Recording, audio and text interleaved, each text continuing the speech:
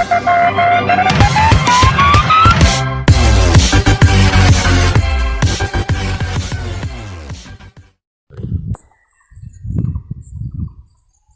আজি উপস্থিত আছোঁ দৰং জিলাৰ এজন আদৰ্শ কৃষক লাউজানৰ হিৰুত শৰ্মা দাৰ ওচৰত।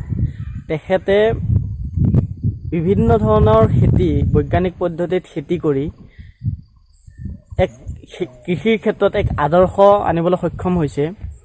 আৰু তেখেতে আজি বৰ্তমান আমি আহিছোঁ তেখেতৰ ঘৰত। আমি আহি কেনে দেখিলোঁ তেখেতে বাঁহৰে এটা ল' কষ্টৰ গ্ৰীণ হাউচ বনাই তাৰ তলত ভোট জলকীয়াৰ খেতি কৰিছে, যিটো আমি দেখি মানে সঁচা আমি আনন্দিত, কাৰণ ইমান ধুনীয়াকৈ ভোট জলকীয়া লাগি আছে। গতিকে আমি তেখেতৰ মুখৰ পৰা আমি জানিব বিচাৰিছোঁ, যিহেতু আমি এই পদ্ধতিটো নতুনকৈ দেখিছোঁ, যিহেতু আমাৰ সাধাৰণ কৃষকবিলাকে অ'পেন ফিল্ডত খেতি কৰে, কিন্তু এখেতে ঘৰ এটা বনাই ঘৰৰ তলত ভোট জলকীয়াৰ খেতি কৰিছে। গতিকে এই পদ্ধতিটো কেনেধৰণে কৰিছে বা তাৰ বিষয়ে আমি আজি অলপ তেওঁৰ মুখেৰে আমি জানিব ইচ্ছা কৰিম। নমস্কাৰ, মই হিৰুত শৰ্মা। যিটো ক'লে যে আপোনালোকে ক'লে যে যিটো ভোট জলকীয়া কৰা হয়, একচুৱেলি ভোট জলকীয়া মই আগতে অ'পেনতো কৰিছিলোঁ। কিন্তু অ'পেনত কৰিলে কি হয়, ভোট জলকীয়া সাধাৰণতে ভোট জলকীয়া আৰু অমিতাত সিহঁতক মানে মেইন শত্ৰু হ'ল পানী, বৰষুণৰ পানীটো সিহঁতৰ কাৰণে মেইন শত্ৰু, জেকাটো বিশেষকৈ শত্ৰু হয়। গতিকে সেইকাৰণে কি হৈছিল, মই যে এতিয়া ল' কষ্ট পলি হাউচটো বনালোঁ, এইটো মই ট্ৰেইনিং এটা কৰিছিলোঁ কাইকুছিত। ট্ৰেইনিংটো কৰি আহিয়ে মই নিজাববীয়াকৈ এই ল' কষ্ট পলি হাউচটো কৰিছিলোঁ। ইয়াত মই প্ৰথমতে কৰিলোঁ মই কেপচিকাম কৰাৰ পিছত কেপচিকামৰ যিটো চেহেৰা দেখিলোঁ, ভাবিলোঁ নিশ্চয় ইয়াত ভোট জলকীয়া বহুত ভাল হ'ব। সেনেকৈ ভাবি মই ভোট জলকীয়া লগালোঁ। কিন্তু কি হয়, মই দুটা পাৰ্ট কৈছে যে অ'পেনতো কৰিছোঁ, ইয়াৰ ভিতৰতো কৰিছোঁ। কিন্তু অ'পেনত কি হয়, বিভিন্ন ভাইৰাছ আহিছে, মানে পাত মুজুৰা লগা কিবা মাইট বুলি কয়। কিন্তু যিটো মই মানে আপোনাৰ গ্ৰীণ হাউচৰ ভিতৰত ল' কষ্ট পলি হাউচৰ ভিতৰত কৰিছোঁ, তাত ইয়াত বেমাৰ নাই। তাৰ কিয় ইয়াত মেইনকৈ বৰষুণৰ পানী নপৰে। ইয়াত যিখিনি পানী লাগে মই নিজ হাতেৰে পানী দিছোঁ, কিন্তু সেইকাৰণে কি হয়, ইয়াত বেমাৰৰ পৰিমাণটো বহুত কম। ইয়াত আজিলৈ মই একো ঔষধ বা কোনো মানে সাৰো আনকি দিয়া নাই। কিন্তু ইয়াতে কি হয়, মেইন ডিফাৰেঞ্চটো সেইটোৱে যে মানে পানীৰ পৰিমাণটো, কাৰণ জলকীয়া গুড়ত যদি বেছি পানী পৰে, জলকীয়াটোৰ বেমাৰটো বেছি আহে। আৰু ভাইৰাছ জনিত কিপাত কি হয়, তেওঁলোকৰ এটা ভেঁকুৰ যেতিয়া বেমাৰ আহে, আৰু সেই ভেঁকুৰ যদি বেমাৰটো অহাৰ লগে পাতটো লাহেকৈ মুজুৰা ল'ব বা মাইট ওলোৱা বস্তুটো আহিব। গতিকে সেইকাৰণে সাধাৰণতে কি পানী নপৰা, বিশেষকৈ পানী নপৰা বুলি ক'লেও নহ'ব, কাৰণ আপুনি যদি এখন প্লাষ্টিক দিয়ে, জেনেৰেল প্লাষ্টিক তাতে নহ'ব এইটো। গতিকে যদি আমি এই ল' কষ্ট পলি হাউচত যাওঁ, তাৰ ইভি প্লাষ্টিকৰ তলত যদি আমি এই পলিথিনখন মানে আমাৰ সাধাৰণ পলিথিনৰ নহয়, এখন ইভি প্লাষ্টিক বুলি কয়, 200 মাইক্ৰনৰ। আৰু এইখনত কি হয়, সূৰ্যৰ পোহৰটো পাৰ হৈ যায়, পাৰ হ'ব পাৰে। কিন্তু জেনেৰেল যিটো প্লাষ্টিক সেইটো নহয়, তাত টেম্পাৰেচাৰটো আৰু বেছিকৈ বাঢ়ি যায় জেনেৰেলটো হেৰি কৰিলে। কিন্তু ইয়াত কিছু কণ্ট্ৰলিং কৰা আছে চাইণ্টিফিকভাৱে। গতিকে ইয়াৰ ভিতৰত কৰাৰ কাৰণে কি হৈছে, মোৰ যিটো ভোট জলকীয়া বহুত ভাল হৈছে, চেহেৰা ভাল হৈছে, বহুত ভাল ৰিজাল্ট মুঠতে। আৰু ইয়াৰ জৰিয়তে মই পুলি বনাইছোঁ। ইয়াৰ পৰা যিবোৰ জলকীয়া আছে পুলিবোৰ মই বিক্ৰী কাৰণে, জলকীয়া কোনো কাৰণে মই জলকীয়া বিক্ৰী নকৰোঁ। মই ইয়াত জাষ্ট পুলি বনাওঁ। পুলি বনোৱাৰ কাৰণে কিছুমান পুলি চাহিদা বেছি আছে। আৰু কি হয়, মই দুটা জলকীয়া যদি মই 10 টকা পাওঁ, মোৰ দুটা জলকীয়াৰ পৰা মোৰ 20টা পুলি আহিব। 20টা পুলি আহিলে মোৰ 200 টকা আহে। গতিকে মোৰ লাভটো সেইফালে আছে। গতিকে মই সেইকাৰণে ইয়াত পুলি বনোৱাত বিশেষ গুৰুত্ব দিওঁ। আৰু পুলি মই অলৰেডি এইবাৰ প্ৰায় 1000 পুলি চেলিং কৰিছোঁ। পুলি এতিয়াও বনাই আছোঁ, অলৰেডি প্ৰচেছ চলি আছে। পুলি পেকেটিং কৰিব বাকী আছে, কৰিলে আকৌ পুলি দিব পৰা হৈ যাব।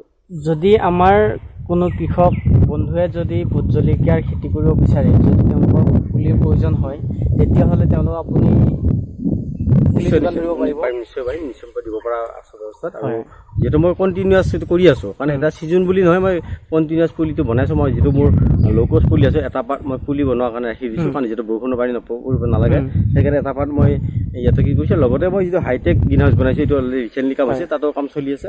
গতিকে বিশেষ অসুবিধা নাই, মানে কি পুলি মই দিব পৰা হৈ আছোঁ। আৰু এতিয়া প্ৰায় মোৰ তাত প্ৰায় 1000 পুলি ৰেডি হৈছে, পেকেট বনাব বাকী আছে। আপোনাৰ তাত আমি ভোট জলকীয়াৰ বাদে আৰু কি পুলি আমি আপোনাৰ পৰা পাওঁ? মই নেমু লিপাত কৰোঁ, নেমুৰ পুলি দিব পাৰোঁ মই। আৰু বাকী বাহিৰৰ পৰা মই যিটো মই এখন নাৰ্চাৰী আৰম্ভ কৰিছোঁ, লগতে নাৰ্চাৰীৰ কাৰণে মই আম, লেচু, মধিয়াম আনিছোঁ। লগতে মই ভোট জলকীয়া, অমিতা, ৰেড লেডি যিটো অমিতা ৰজা বুলি কয়, ৰেড লেডি মই অলৰেডি মোৰ মাজতে মই যিটো 300 পুলি দিলোঁ, এতিয়া প্ৰায় 200 পুলি মোৰ ৰেডি আছে, দিব পৰা হৈ আছে।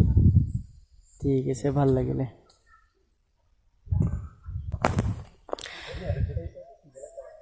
শেষত আমি আপোনালোকক এখেতৰ ভোট জলকীয়াৰ খেতিখিনিৰ অকণমান আপোনালোকক আমি দেখাবলৈ ইচ্ছা কৰিছোঁ। আপোনালোকে চাওক কেনেকৈ ভোট জলকীয়া লাগি আছে।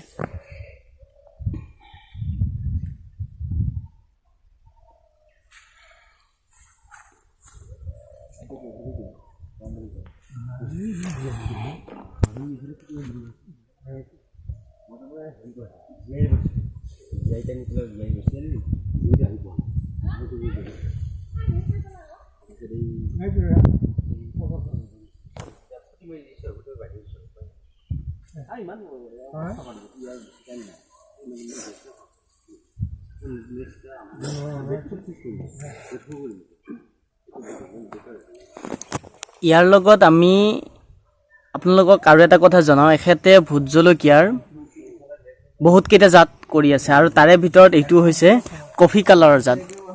এইটো কফি কালাৰ ভোট জলকীয়া বুলি কয়। এইটো খুব কমাইহে আপোনালোকে দেখিবলৈ পাব। এইটো হৈছে চাওক কফি কালাৰ, এইটো হৈছে কফি কালাৰ। এই ভোট জলকীয়াটো চাওক, এইটো হৈছে কফি কালাৰ আৰু আপোনালোকে আনফালে এইটো চাওক, এইটো ৰঙা, এইটো আমাৰ যিটো জেনেৰেল যিটো খজ হয়, পকিলে এনেকুৱা হয়। এইটো হ'ল পকিলে এনেকুৱা হয় আমাৰ যিটো লোকেল, আৰু এইটো হৈছে কফি কালাৰ ভোট জলকীয়া। আৰু এইটো তেখেতৰ ঘৰ। ঠিক আছে বাৰু। এয়া হৈছে অমিতাৰ ৰেড লেডি পুলি।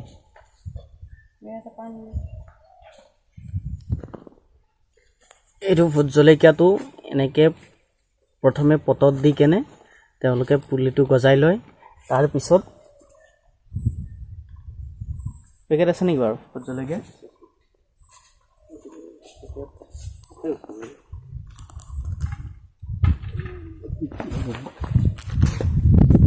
ইয়াৰ পিছত এনেকৈ একোটা সৰু পিপিত এনেকৈ পুলিটো দি কেনে বিক্ৰীৰ বাবে উলিয়াই দিয়া হয়।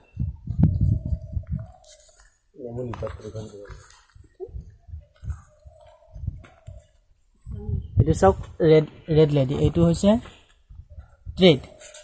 এইটো চইললেছ পদ্ধতিত তেখেতে পুলি গজাইছে।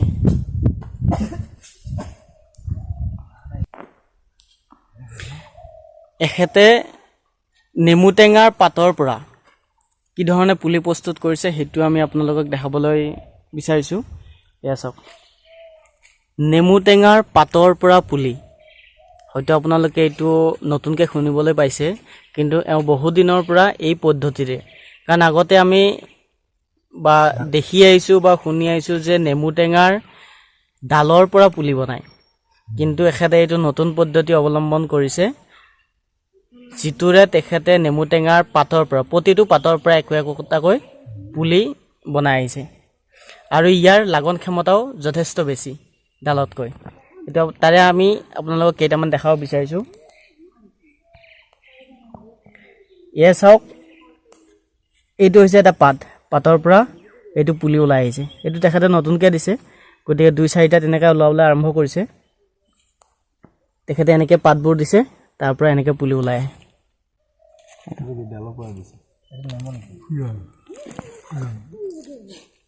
তাৰপিছত এইটো যেতিয়া ইয়াতকৈ আৰু অলপ ডাঙৰ হ'ব, তেতিয়া ইয়াৰ পৰা উঠাই নি কেনে পলিবেগত দিয়া হয় বিক্ৰীৰ বাবে। ঠিক আছে বাৰু, আজিলৈ এৰিলোঁ। আমাৰ ভিডিঅ'টি চাই কেনে পালে জনাব। যদি ভাল লাগিলে ছাবস্ক্ৰাইব কৰিব, লাইক এণ্ড শ্বেয়াৰ কৰি আমাক এনেধৰণে ভিডিঅ' বনাবলৈ উৎসাহিত কৰিব। ধন্যবাদ।